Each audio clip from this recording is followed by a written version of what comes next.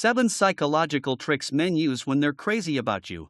Have you ever wondered how to truly tell when a man is head over heels for you? What if I told you that the way he behaves when he's deeply captivated by you isn't always as obvious as you might think? It's not just about flirting or grand gestures. The real signs of his attraction can be incredibly subtle, and often go unnoticed. In fact, when a man is genuinely infatuated, his brain chemistry undergoes a drastic transformation that influences his behavior in ways he may not even recognize. These hidden psychological tricks are so powerful, they can completely change how he interacts with you without him consciously trying to. So, what are these secret signals? How do they differ from casual interest or a fleeting crush? Whether you're navigating the dating world, already in a relationship, or simply curious, understanding these unconscious strategies will give you an unprecedented insight into male attraction. Get ready to discover 7 psychological maneuvers that men use when they're completely captivated, and learn how you can spot them. By the end of this video, you'll have a whole new perspective on male behavior and be able to tell if he's genuinely infatuated with you or just passing time. Curious?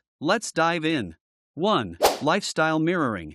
Have you ever noticed a guy suddenly adopting habits or interests that seem way out of his usual routine? Maybe he starts recycling because you're passionate about environmental causes, or suddenly takes an interest in the same music or movies you like. This isn't just coincidence. When a man is deeply attracted to you, he'll often begin mirroring your lifestyle, values, and interests, sometimes without even realizing it. Why does he do this? It's rooted in a psychological principle called implicit egotism, where people are naturally drawn to things that resemble themselves. By aligning his lifestyle with yours, he's subconsciously trying to make himself more attractive to you, creating the illusion of compatibility. Think about it: when he shares an interest in something you love, doesn't that automatically create a sense of closeness? It's as if he's signaling, we have something in common. But here's the twist: he's not just doing it to impress you. His brain is making these connections to increase his chances of winning your affection, making him seem more aligned with your values. So next time you see him suddenly picking up your favorite hobby or adopting your passions, ask yourself, how far would he go to win your heart? Is this a sign of deep attraction, or just another form of people-pleasing? 2. Amplified empathy.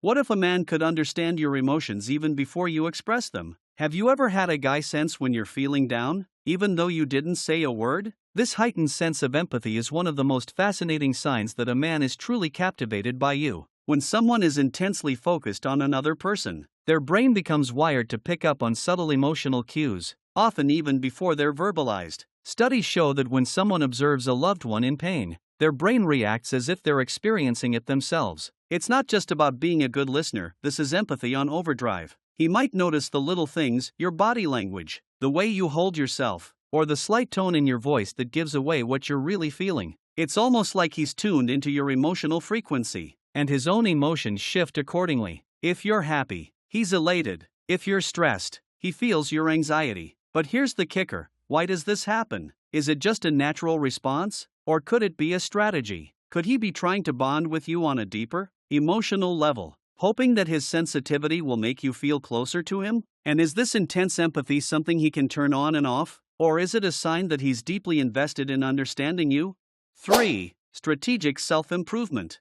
What happens when a man becomes deeply attracted to you? In many cases, he will embark on a journey of strategic self-improvement. But here's the twist: this isn't about changing who he is at his core. It's about fine-tuning certain aspects of himself to be more appealing or compatible with you. For example, if you're passionate about fitness, he might suddenly take up a new workout routine or join a class that you love. If you enjoy intellectual discussions about books or philosophy, he might dive into reading more, not just to impress you, but to build a connection over shared interests. This behavior is deeply rooted in evolutionary psychology. Historically, people who adapted and improved themselves had a better chance of attracting and retaining a mate. Now, instead of hunting or gathering, this manifests in things like taking up new hobbies or working on personal growth, whether it's learning a new skill or improving his social status. But here's the million-dollar question: how far will he go to improve himself for someone he's attracted to? Is he doing it purely for you? Or does it serve his own sense of self-worth and growth? And does this improvement actually make him more authentic? Or is he simply playing a role to get your attention?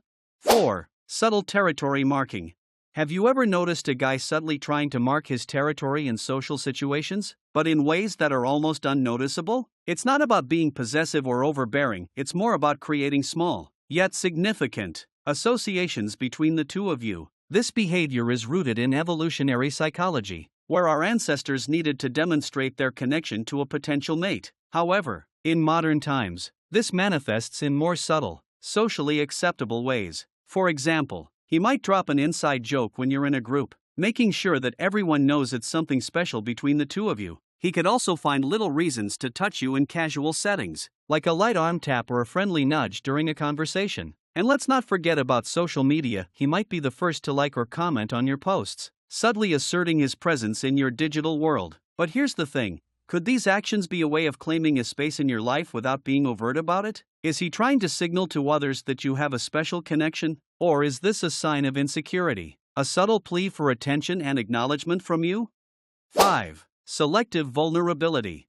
When a man is deeply captivated by you, he might open up in ways that feel personal, but carefully timed. This is what we call selective vulnerability. He doesn't lay everything out all at once, but rather reveals deeper, more personal aspects of his life in small doses. Think about it, why would a guy be willing to share his childhood insecurities or personal struggles with you, especially if he doesn't typically open up to others? This behavior is based on the principle of self-disclosure reciprocity, where mutual sharing builds emotional intimacy. By selectively sharing his fears, insecurities, or past challenges, he's giving you a glimpse into his deeper world, inviting you into his inner circle. But what's his true intention behind this vulnerability? Is he hoping you'll feel closer to him, or is it a test to see how you respond? And here's an intriguing question: how much does this selective vulnerability actually reveal about his emotional state? Could he be seeking validation or approval from you, or is he genuinely trying to forge a deeper connection?